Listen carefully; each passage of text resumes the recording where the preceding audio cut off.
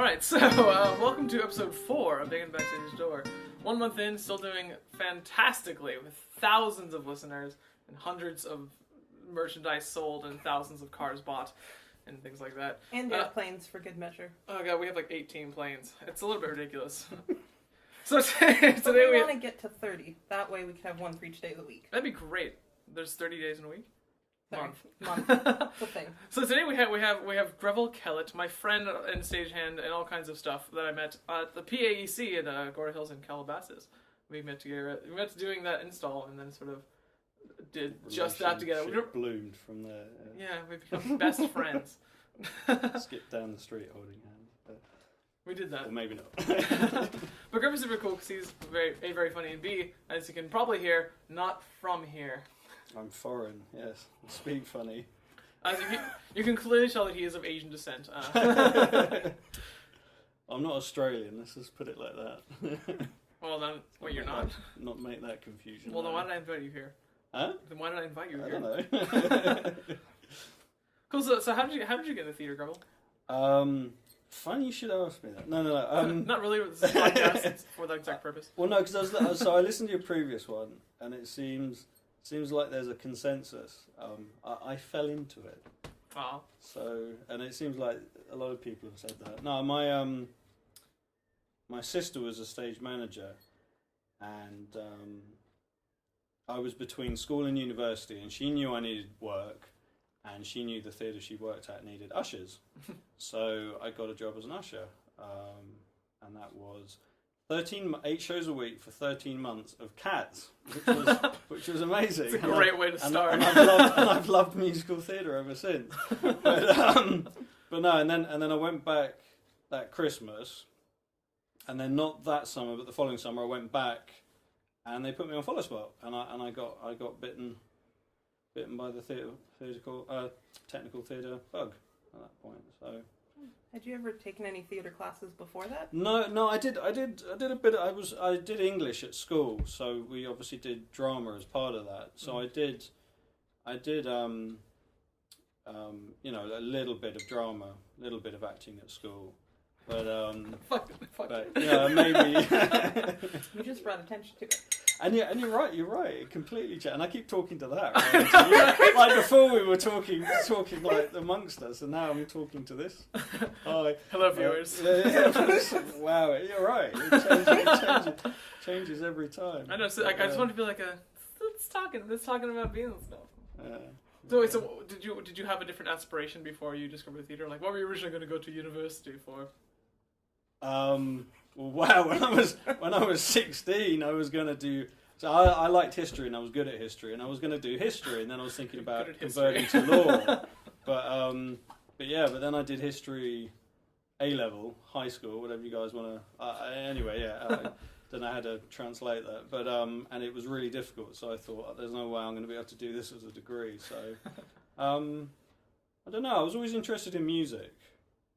I've you know, I ended up in lighting, but I was always interested in music, so I suppose I had maybe an inkling there, possibly. Do you play anything? No. It was more like theory and analysis stuff. No, just always liked music and you know, maybe dabbled a bit in DJing. No, never a proper musician. Hey, you were just talking about before we recorded that you were on radio.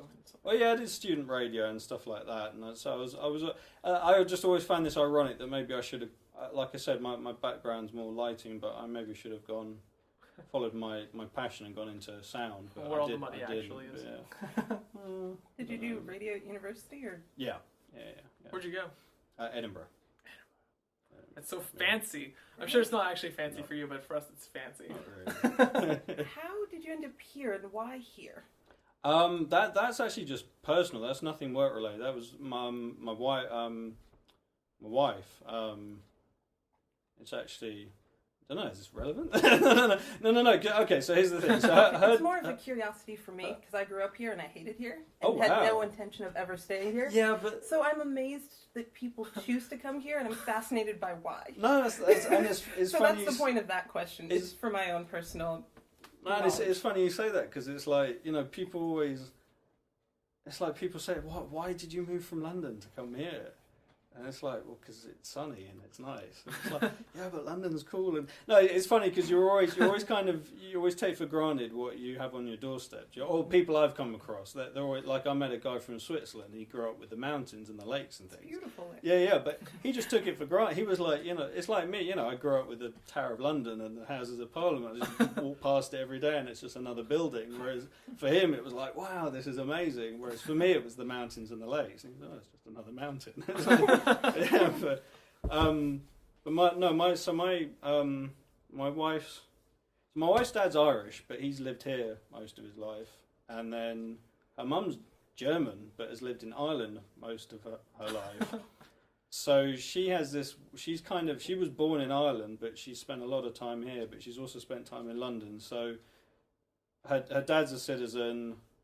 She got a residency, and then when we decided to move here, she got her citizenship, so I was able to get my residency. And we just, I like LA. There's nothing wrong with that. I do, yeah, and it's nice. It's sunny. It's I've always liked it ever since coming here. I've always liked it. So I didn't move here for work reasons. I moved here for personal reasons, and then because a lot of people I come across, a lot of British people I come across have come here because of work. Film and TV or music, and so. And the weather's quite different. Yeah, than no, London. precisely. Yeah, no, it rains all the time where I'm from. So, although I really miss rain. I miss it so much. Well, no. I thought there's a guy I know from Seattle, and like we have a similar conversation. It's like these locals like, I love rain, and why can't it rain? It's like, well, move to Seattle then. You'll hate it soon enough. It's like, yeah. I tried, it didn't work. But yeah, so.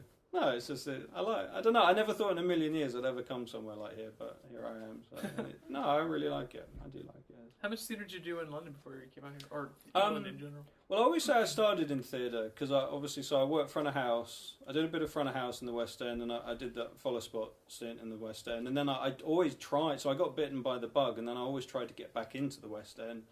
But I actually ended up as a projectionist for a few years. I got a job yeah. So I got a job at an arts centre. But they trained me as a projectionist, and then I moved to a digital projection or film. No, 35 mil. Nice. This was back in the mid-90s, so before all that fancy Grev's newfangled old. technology. Yeah, I'm old long in the tooth. But then I ended up working for a lighting company, and I was there for 9 years. And I was going to say in English there, they're bread and butter. Does that even make any sense to you? But that's a thing here. Oh, okay, right. I thought that sounded like a very. I thought that sounded like a very. We're English gonna go thing across to the say. zebra crossing and get some chips. But what was I? Oh yeah, no. I was thinking about the dates. Just now on the way here, I was thinking, because we write the day and the month the other way around. Mm-hmm. So whenever I'm writing dates, like on Facebook, like I get my English friends or family going, "What the hell are you going on about?" There's no 13th month. Yeah, precisely. No, that's the gag every time. So yeah, there are a lot of. I thought that would be a very English thing to say. I didn't think you guys would say bread and butter, but this company's bread and butter. This company's main business was the West End. Even though ironically, I didn't really work in that part of the company. I worked for the kind of corporate event side of things. So was it like a rental house sort of thing, like ELS is here? Yeah. Like Bigger Hammer is here. Well, I suppose Bigger Hammer, Labour. We did do. Well, we had like a freelance pool that we used. But what kind of stuff did you like? Any crazy things you got to do? Well, my coronations or my two proudest things, and I did. So I've spent the first 5 years in the warehouse. I suppose you guys say the shop. And then I moved to the office for the last 4 years. I was there, and so I did this in both the shop and the office. But my two proudest jobs were we did the Labour Party conferences, which I thought was pretty cool. Which I suppose is like the Democratic Party. Yeah, exactly. And it's nowhere near on the. It's funny. I always use that to kind of translate what it is, but it's nowhere near the same scale. Everything's bigger. It's a hotel, and there's just like 5 guys hanging out. Yeah, pretty much. But what did you study in school? School or in university? Well, university I did philosophy. I started as psychology and didn't like it, and I changed to philosophy. And I dropped out. I didn't graduate. I dropped out in the 3rd year. It's a bit silly, but so I didn't study any. I did an electrical course in the UK. I did this thing called the City and Guilds, 181, which is like theatre. I don't even think it's going anymore. I've tried to look it up recently, and it doesn't look like it's even being run anymore. But it was like a theatre. What was it called? Entertainment and theatre electrician. Oh, cool. So I got that. That was on the recommendation of one of my boss at the arts centre that I work for. And it seemed like a good quality, and I'm trying to get. You guys must know the ETCP. Yeah. So I'm studying for that at the moment because obviously everything's different here. We have lamps, not bubbles. Well, there's that, yeah. And the watts and all of that. Well, yeah. Voltage is different. Yeah. Connectors are different. Codes are obviously practice is different. Words are different. Like Cheeseborough. Like when I first came here, I was like flicking through. I think it was like AC/DC's catalogue or something. I was like. Kept coming across Cheeseborough. What's a Cheeseborough? What do you guys so call it? I think we call it scaff clamp, probably. That makes way more sense than Cheeseborough. Yeah. When have we done anything much as Americans? But no, and there's things, there's loads, and so I've slowly been trying to find my way through all that, like the different terminology and the different practices. And what's been the hardest thing to translate theater wise for you, in the move? I don't know. I suppose, maybe I'm concentrating too much on what I know, but maybe the electrical side of it, just the electricity, because I used to pride myself on that actually. One of the two things I used to enjoy doing at the job I did before I left was truss structures, and what I call mains maps. I don't know if what would you refer them? When you start at like the generator or the main point, and like then you filter yeah. down to whatever you're doing. And I used to love. I don't know. I suppose I'm a bit geeky or I suppose I'm a bit geeky or technical or something. I used to really enjoy those two things. And here, on the power side of things, that's just been thrown out the window. Totally. Everything's the voltage is different, but then all the connectors are different. You do, three. Well, I say you do three. It's taken me a while to get my head around how you guys do three phase. Why am I hesitating? Because I don't. Well, it's like things like, so we don't do gauges. So there's nothing like, we do everything. We do everything cross-sectional area, but even then we don't refer to it as that's 1.5 mil. Like you guys refer to it as 12 gauge or 14 gauge, or we just say it's 13 amp, 15 amp, 16 amp. We go by the connectors and I suppose the colour of the connect. We've got blue for one of the phases. Blue for two. So we use yellow for 110, blue for 240, and then red for three phase. Wow, that's really cool. And then we have and then it's all done in ampage. It's like 13, 15, 16, 32, 64, 125, and then you go into kind of like camlock territory. That seems like way easier than what we do. I don't know. It's just different, And I'm sure, I've got no touring experience, but I'm sure if you go to Japan or Australia or South America, where it's all different there as well. So, So I don't know how guys.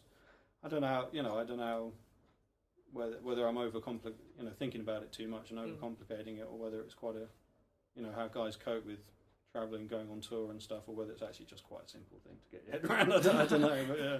So, would you ever consider yourself like a successful theatre person in England before you came out here? I think I'd done. I think I'd done all right. I was kind of an account manager by the time I left. I do feel like I've had to start over again. It's funny. I feel like moving. I was talking to a girl on site just the other day, and she's not from Chicago, but she's kind of from that area, and so she feels she's had to start over again by coming here, and she said to me, I've only had to travel cross country, so I do feel I've had to start over again, and it's fair enough, because it's like that qualification I was talking about. It doesn't count for anything here because it's like whatever, and then experience and contacts again doesn't really seem to, because it's I feel like I'm trying to get to know people here and get to know companies here, and it's fair enough. I suppose it was, again, it took me a while to get my head around it, but once I had, I kind of just accepted it. And how long do you think it took you before you felt like you kind of had your footing here? I still feel like I'm trying to get my footing. And it's been 4 years, but I've only been really working 2 years. I had a job. Do you know Daisian at all? It's like a soft goods company. It's like So What or Rosebrown. I had a job with them for a bit, but that didn't last that long. And then I started doing this, so I've only been doing this for 2 years. So I think, And one thing I like about LA, it's like, you know, so I grew up with the West End, and that's what I know, and everyone goes on about Broadway.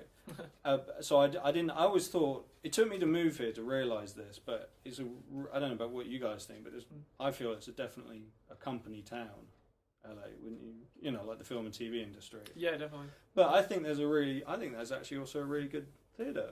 It's not like Broadway, it's very spread out, and it's almost kind of a bit but there does seem to be quite a decent theatre. I think the weird thing with the theatre scene in LA is, first of all, like, it's mostly just 99-seat theatre, like, that's really crappy, and then the really good big theatres are all union houses. There's, like, yes, which is a nightmare. There's like few places that you can actually like work at without being in the union. Yeah, but, no, like, they're nice. I totally agree with you. Yeah, no, and again, that took me a while to get my head around. So I was looking at all the main venues, and I couldn't work out why there wasn't like a jobs wanted page on their website or an HR department to get in touch with or whatever, and then I finally worked out, they're all union. So do you have other unions at all? We've got equity, but nothing like we don't have IATSE, obviously. There's nothing like that. You know, so anyone can work anywhere. Anyone can work anywhere, as far as I know. Yeah. As far as I know, anyone. I don't know. Things might have changed. Yeah, and it's. I don't get me wrong. I'm trying to get into the union. I turn up every 3 months and for the 33 cattle call. Yeah, no, and I'm trying, but I think it's. You know, I feel bad about going on the record saying this, but I feel it's terrible. I feel it's awful. I feel the same thing. It's like it'd be cool if I got in, but like. When I do it, it's like, because remember they have like they separate the resumes in piles, and it's like then like probably you and I would be like the top pile they're gonna call first, and I did like 3 times and they never called me, so I just stopped working. I got a missed call. The first time I went, I got a missed call from a number I didn't recognise. I was at a job and I was stood right next to my boss, so I thought it would be a really bad idea to take that call. And to this day, no, it's only like a little niggle. I severely doubt it was them, but it was like, oh my, was that could have changed your life, Grandpa. No, I doubt it, because there's plenty of other. So I work for Bigger Hammer, and again, I shouldn't talk about jumping from the union to Bigger Hammer. I'm getting paranoid now that, and I actually remember local 33s listening to this. He's like, no, other people I've talked to in the union, like they totally agree for the most part. Okay. Yeah, it's we can always bleep things out. No, but you can work for Bigger Hammer, and then you're doing the same work. Obviously not the same venues, but or the same pay. Yeah, true, but it's funny actually. Hammer's like, so when I first started, Hammer was like at the top of my pay rate, but now they've kind of dropped down my league of pay rate. But I still really like working for them, because I think there's good crews and good gigs, and so you don't necessarily have to be in the obviously to work at Pantages or Dolby or Nokia or Staples, all the prime venues in this city, you have to be in the union, but to do the same sort of work and see the same sort of shows, you can go to you can join one of the crewing companies. So it's not completely the end of the world. Actually, the biggest tease in the world is, in fact, Ariana and I met and worked at this place called the Red Cat Theater, which is literally underneath the Disney Concert Hall, and it's just like it's the biggest tease that right above us is this like crazy amazing venue that we're not allowed to work in. You're not allowed to even set foot in. I really want to at least get a backstage tour. I know. I feel like there should be like some sort of collaboration. Did you guys know Eric Nolfo at all? No. Oh, okay. He was. I think he was assistant TD there maybe a year or 2 ago. He's left now. He's in New York. I've only been there for since like December, I think. Oh, okay. Yeah, December, January, not too long. Yeah, she just graduated like in December, right? Yeah. So she's a newbie. Very recently. And were you here in LA? Yeah, I went to USC. Oh, okay. Yeah, from here, got in at USC. Didn't get in anywhere else outside of California, and then stayed begrudgingly. And then didn't have enough money to move anywhere else, so continued to stay begrudgingly. So would you move or travel if you wanted to? Or? Yeah, if I could, I would. I really want to move to London. Don't said Greville. No, go for it. Sonny, I've only been back once since I've been here, and I'd forgotten. It took me to go back to kind of remember what a cool city it is. I'd recommend it. It's a cool was there any like? Oh. I saw the picture of you with Big Ben. I really did trawl through your site. Oh my god! I just looked at my entire Facebook history. I'm just trying to think why. Anyway, ignore that. Been stalking Dean on social networks. That's what Facebook is for. I stalk myself all the time. Like, I'm always where I am. It's pretty ridiculous. Yeah, no, but I really liked London. It was really all of Europe, really. Yeah, no, and you could. Yeah, I don't know what the deal with working is or what, but you could. You know, I get the. Yeah, London's a. I don't know. I just don't think you. Maybe it's wrong of me to say this, or naive for me to say this, but I think you could. Yeah, I think you could work. I don't know what your position would be like, being from America and being able to work there, but if you were able to do that, I'm pretty sure there's work to be had there. It'd probably be the exact same thing you went through. Like, you get over there and then it's like, well, now I'm at the bottom again after whatever meteor you have over here.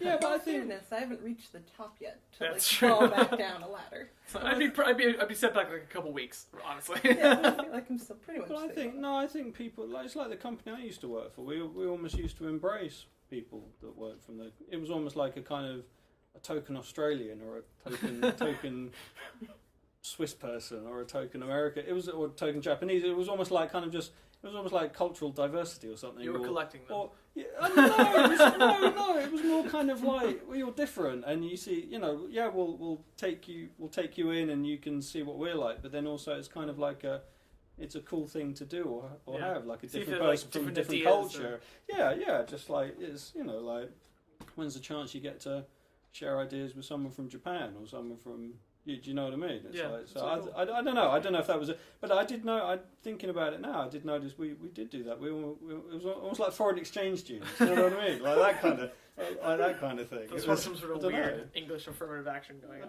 there. I don't know. It was like maybe I'm talking wrong, but no, I definitely noticed a pattern of it. I don't know if it was a deliberate thing on management's part or what, but yeah, no, we definitely seen the. No, I think I don't know. Like I said, I don't know if I'm being naive, but I think I'm pretty sure you could. There would be work to go right now. Work to be had there. Yeah, I need to finish the podcast. Well, because apparently you can work wherever you want over there, or you can apply for wherever you want. Well, there's no. To my knowledge, I don't know if things have changed. I severely doubt they have, but you can just because there's a thing called. So we had I was trying to look for. I suppose I've come across offstagejobs.com or what was backstagejobs.com, but we had a thing there. It came out every week. I think, and it was online as well. It was called The Stage, and it was like an industry newspaper, and it had a really good job section. I always used it for job hunting. It was a really good. There were a lot of tours, a lot of cruise ships, neither of which have really interested me. But I saw a good touring job. Well, what I thought was a good touring job on offstagejobs.com just yesterday, but I don't think I'll be applying for it. Did you do any have you done any film or TV or anything? Dabbled. I did like a video shoot in London for a friend. A lot of my friends went to film school, so I did like literally one video shoot for one of them in London, and then since coming here, so I don't know if you know this, but I work for Santa Monica Malibu School District as well. Oh, okay. Because they've got Barnum Hall at the Santa Monica High School, which is like a really beautiful 1930s Art Deco theatre. It's amazing, and I think it was the original Civic Centre before the Civic Centre was built. So it's a proper it's incredible. Well, I suppose it's like Las Virgenes. It's like a proper theatre on a school campus, which is just incredible. It's not brand new and swanky like the Las Virgenes. It's old. Swanky might be a little crazy. It's old and crusty, but it's got character. I love it. I think it's really nice. So I think that's why they have people like me involved. But they also do a lot of because you're old and crusty. Yes. You got me there. So, but they do a lot of film permits as well. So, like Parenthood uses Franklin Elementary. So I do that occasionally. But I just basically get to stand there all day and steal from craft services. I don't. I get to see everything going on, but I don't. Basically, I'm a site rep. I just open doors and. Yeah, we had that exactly the way to go. It was the best. It was like a 12-hour shoot, and I was just like on the internet the entire time. And occasionally, like, "Hey, can you open this door for us?" All right, then go to the door and come back and watch videos for another 20 minutes. It was the best. So that's about as close as I've ever. I don't know. I think they're two different. I think they're two very different worlds. Mm-hmm. But one thing. Do you guys know Cine Gear at all? Yeah. So have you ever? I've worked with them and I had some of their stuff. That's British. No. It's a trade show that they do at Paramount every year, which I think is really cool because you get to go inside Paramount. It's free as far as I know, and you get to go inside Paramount, which is really cool. But I went because so it's pretty much, I'd say it's like 50-50 lights, cameras, and I'm not really interested in cameras, but obviously I'm a bit geeky and nerdy and interested in lights. So so I went along to check out the lights, and I went to a lecture that these cinematographers were doing, and they were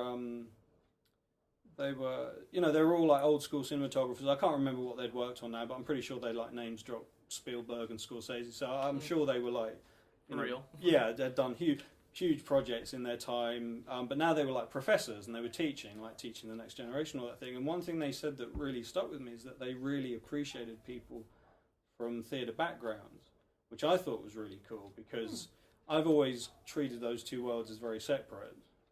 Share a lot in common, but they are two very different worlds. And I just thought that was really cool, and a really cool thing maybe to. It's like I'm sure you've been exposed to this at Les Virgines, but the guys that teach these theatre courses at the high school, I'm sure most of the students just don't really. I always, again, naive. I thought they would be doing this because wow, it's really exciting, it's something different and it's exciting. But I get the impression most of them are doing it just to kill time and don't actually really want to be there. Yeah. But then this is what I would try and maybe use to try and motivate them, because I'm sure most kids are interested in like music or film and it's like if these old school cinematographers are saying this, then theatre seems like a background you can take into film and TV, and obviously you can take into rock and roll. And so you might not be into theatre, but if you're into film or music, it's something you can definitely. I never really appreciated that before, but it seems like theatre's, if you do it at school or do it at uni, you can take it with you into other areas. You don't necessarily need to stay in theatre. You can move into better paying areas. I have a friend, Mike, who was an actor, and he graduated the BFA acting program at my college. But now he's like a salesman for like he's a salesman / buyer for the FBI. No way. I know. That's awesome. And he was talking about he's like, I'm not doing theater, but all the skills I'm using is a theater thing. Like all the selling stuff is from theater. How do you fall into that job? Do you just call the FBI well, and say, hey, no. Can I help? Because we're on the East Coast, the government is an actual thing out there. Oh, I forgot about that. Yeah, I know a lot of government people. So it's just you run into government people all the time on the East Coast. I could see how the acting would come into play in sales, or am I being? Yeah. No, being. Well, I can't think of what the word is. No, you've. But, no. Right. It's cynical because surely sales is a lot of acting. No, it is. That's exactly what he told me. It was like, I know how to schmooze and know how to manipulate a situation to suit my needs. Like, all right. So the same thing with tech theater. Way of saying it, but that's what people do. Yeah. So with tech, same thing with tech theater. Like if you want, even if you're just something like a guitarist, knowing how a soundboard works is going to save your ass one day or something like that. Well, you don't even have to be. I've had my eyes open to a lot of things. It's and you don't necessarily need to be a guitarist. You can end up being a guitar tech. There you go. You could just enter that world and be part of that world, but not necessarily be the person in the spotlight. Just be the 101 other people that behind the scenes, and not even necessarily be. Necessarily be in one of the technical disciplines. You could be in. Maybe you might not want me to say this, or people might not want to hear this, but you could be in security or catering, or there's other industries that kind of. How dare you say that? But it's okay. So I went. Do you know Staff Pro at all? No. They do security for events basically. So I worked for them for a bit, and I took the job with them because. Because I was out of work at the time, so it was a job.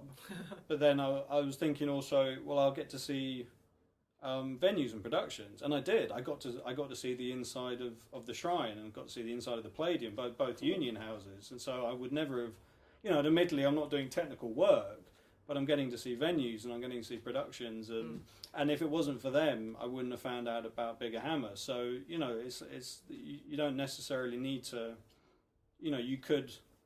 There are other, and it's like there's the again, you might not want to do this kind of work, but there's the catering people that they go to the film shoots, or they go to the music festivals, or they go to the production rehearsals in the studios and stuff like that. So there's other areas you don't necessarily you don't necessarily need to do lighting or sound or Yeah. rigging. You can. There are other areas, and even if you're just doing it as a stopgap, you know, you can meet people, get leads, see like things. I guess it depends on what it is you want to do. Like if you just want to be involved in C productions, then like anything works for you. Yeah. But even still, like if you're catering, like there's a thing where God, the guy who plays Han Solo, who's really famous, I can't name. Harrison Yeah, like Ford. He was a carpenter. He was a carpenter, and wasn't then he? he was a carpenter for them, and he's like, "Hey, I was want he, an audition for this." Was he a domestic carpenter or was he a film set carpenter? Actually, I don't know. I think he's working on the show. I think he's working on the movie. Like, I think he was part of that. And then he was like, "Can I just audition for this? Just try it out." Yeah. And I got the part. Nice, super famous. Yeah. That's So a it's like, great story. Yeah. So if you're a carpenter, you'll become super famous. And there was did you see him on Jimmy Kimmel recently? Mm. He did a very funny turn on Jimmy Kimmel recently. You can Google it, check it out.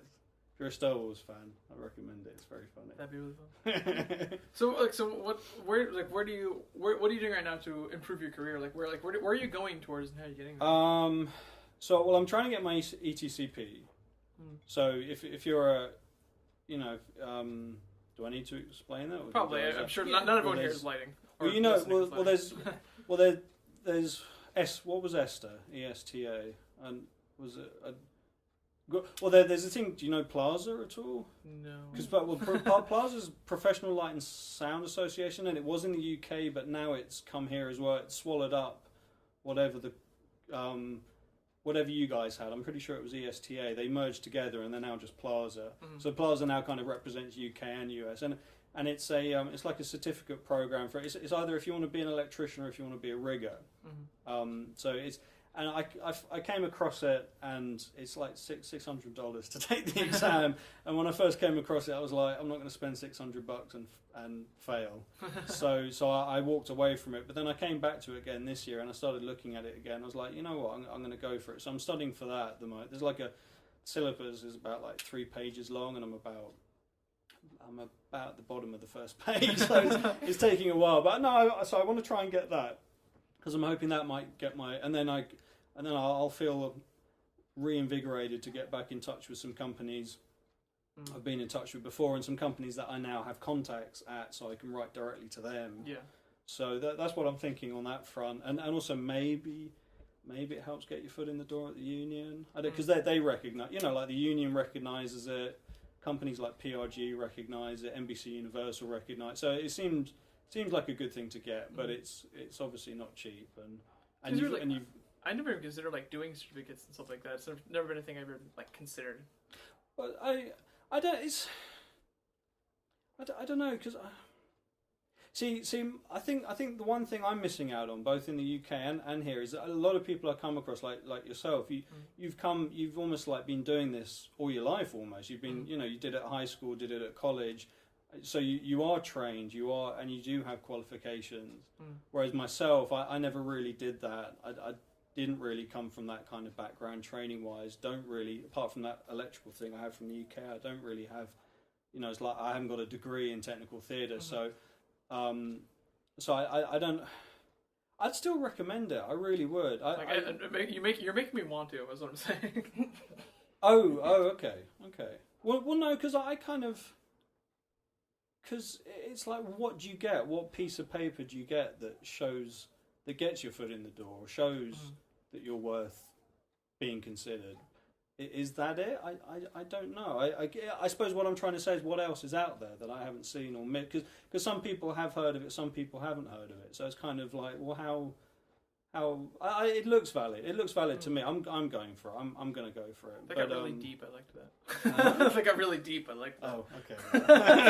All right, I'll stop. Did you ever consider going back to school for theatre?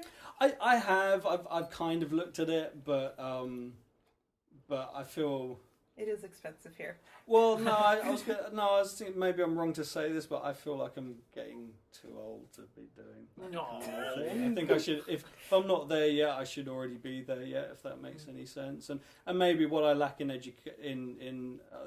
was going to stop myself from saying that. And so maybe what I lack in education, but that makes me sound like a hick or something. But I don't know, but what I lack in formal qualifications, hopefully I'm starting to have made up with experience by now. You'd think or hope. I don't know, but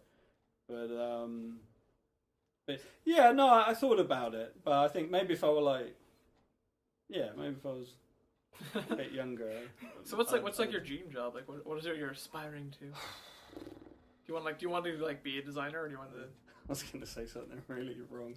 But yeah. Oh no, go for the wrong thing first. I don't know.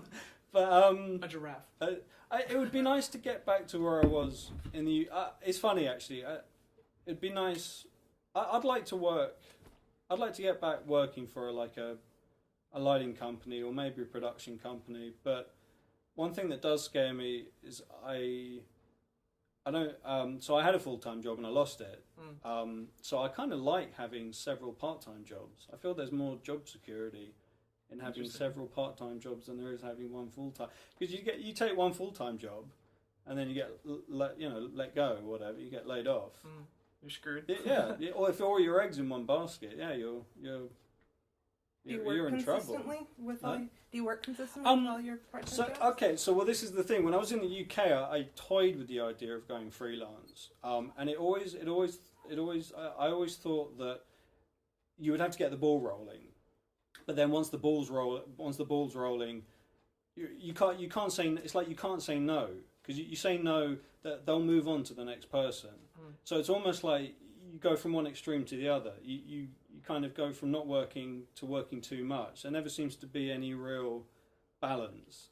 So maybe not when I started, but recently, So I haven't been chasing any work now for probably at least a month, if not longer, because I don't want any work at the moment. I want some time off, but the phone is still ringing and I'm still getting jobs, and it's like.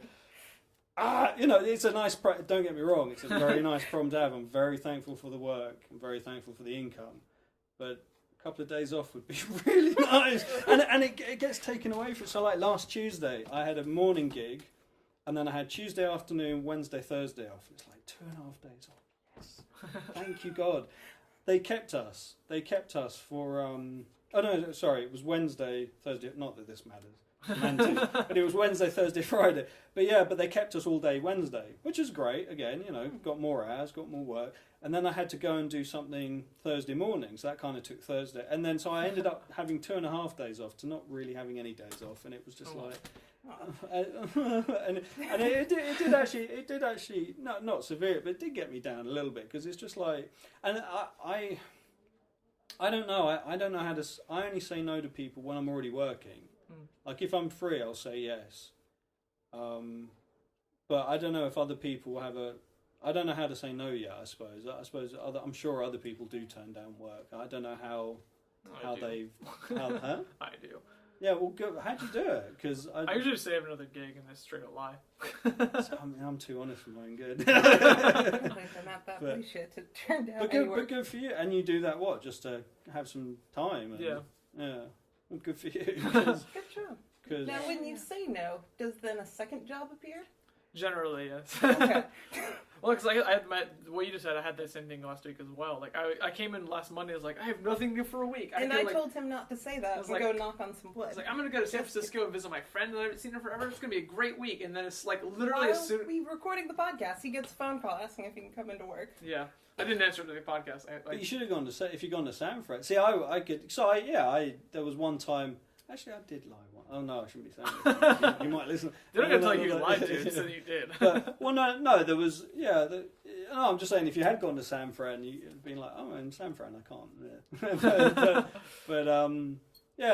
Funny. Yeah, I did actually say no once, because I was going to pick a friend up, not from San Francisco, but as he was cycling down and I was driving up to meet him, so we kind of met halfway. Cool. But I got offered a job the day before, and I said no.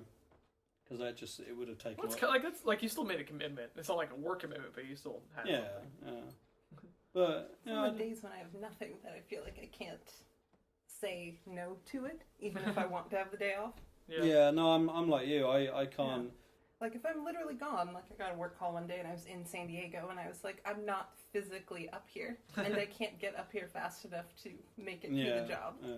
Do you ever have like weeks where you don't work, like a long period? Yeah, and well, it's okay. So last summer, I had a really bad summer last summer, but this summer has been the complete opposite. So I don't know if I finally cracked it, or I'm just lucky at the moment, or what. But there have been, yeah. And again, going back to the whole bull rot. I don't know, because again, like last year, I was only into year one, whereas now I've got 2 years under my belt. So I don't know if, again, it's picked up momentum, and I'm getting more work offers, or whether it's just like next summer will be terrible. I don't know, but yeah, no. And I say to my wife, she sometimes she's like, you're crazy, you're absolutely crazy, because I'll take back-to-back job. I'll work a job in the morning and a job in the evening, and then turn around and do the same the next day, and she's like, you're crazy, you're not human. It's like, and sleep. I don't know if you guys have come across this, but sleep deprivation seems a very genuine concern. It's like, we're often the first in, last out, working the next day, long drives.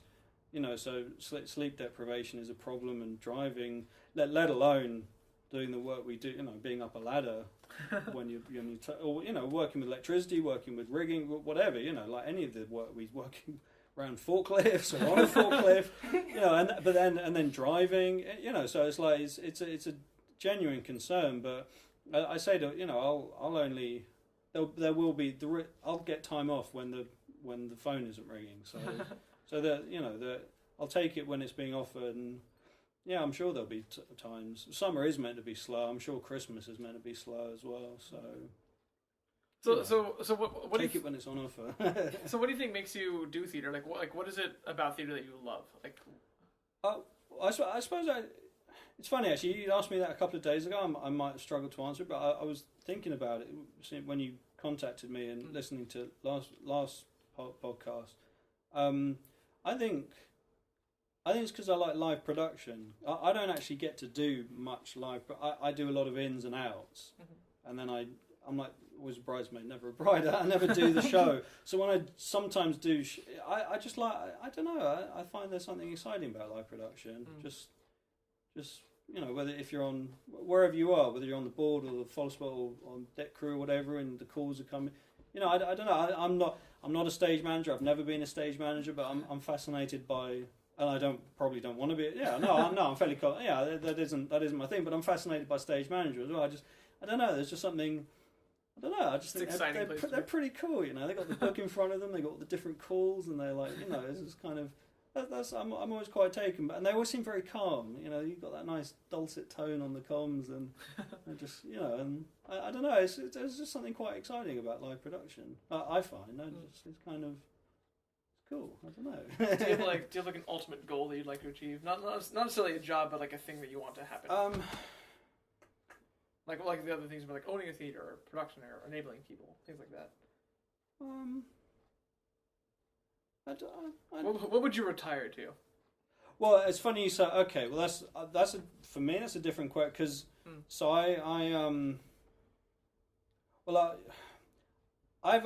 So this girl I was talking to the other day, she had like a 5-year plan. I don't think I've got a 5-year plan. I think maybe I've got a 3-year plan, because I don't think I don't think you can retire. I'd like to know how you could retire as a stagehand, because can you really be a stagehand in your 50s and your 60s? Will you still be getting the work? Will you still be wanting to do the work, able to do the work, and can you retire off that? So I definitely want to. I'm happy doing this. I'm enjoying it. I like the crews I work with. I like the gigs I work on, but I don't think this doesn't strike me as the sort of job you can look towards retirement doing. So I suppose I do want to just get back in with a lighting company maybe, or a production company, and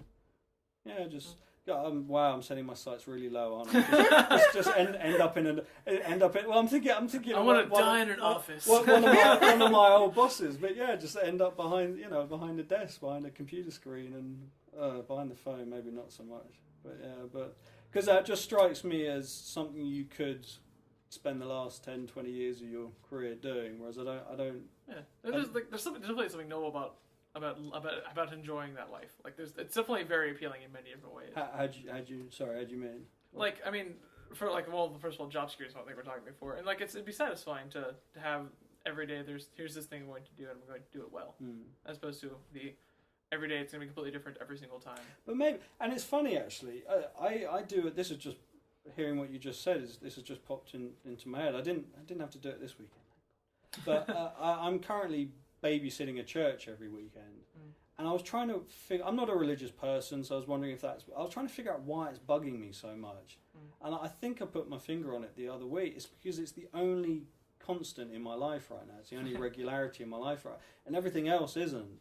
So I think that's why it's grating on me. I don't like having one thing that's there every week because nothing else is. So it doesn't fit in with everything else if that makes sense. But the job security thing, I'll still stick by. I suppose what I'm thinking is if I get to that place where I'm back in with a lighting company or production company and I'm in the office, I'm like a project manager or whatever. Hopefully, they'll appreciate. I'll be good at what I do. I'll be good enough at what I do. They'll appreciate me. They'll keep me. But again, I'll still go back to that thing of maybe not then I might not be scared of it, but it still scares me slightly of taking one job when I can have several jobs. It seems like, to me, I might be wrong, maybe I'm insecure or something, I don't know, but it seems like there's more job for me personally right now. There seems like there's more job security in several jobs than there is in one job. I don't know. So I suppose maybe you could still do that work freelance. I don't know. But then again, can you head towards retirement as a freelancer? I don't know. Can you? I don't know. I must admit, I don't know. Let's see where life takes you, Greg. Yeah, but that's maybe not a good plan. Still trying to see where life takes me when I'm in my 60s. You can just ride your wife's coattails all the time. So. Yeah, I can try that. I am doing that. No. But yeah. Well, thank you so much for coming on the podcast, Greg. It was a lot of fun. Thank you for having me. It was only mildly awkward. Got better. But I think